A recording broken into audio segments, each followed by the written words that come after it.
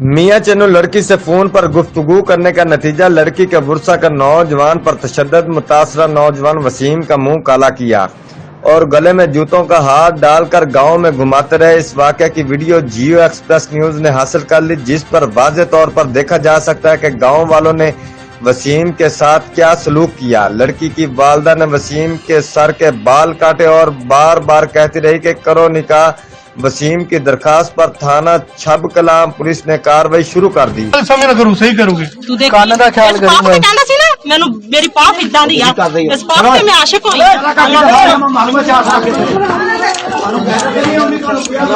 जी शक्ल ताम चुका जरा कर कहां करे मुंह ता करो मुंह ता अरे इसको हां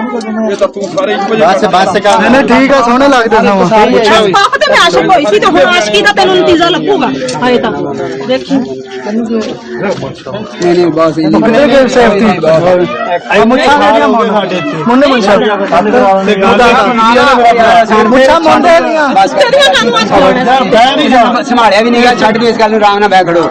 इन्ना ही बहुत जो कुछ असि कर report Malik Manzoor Hussain Farid, Waseed, district bureau chief, Geo Express news.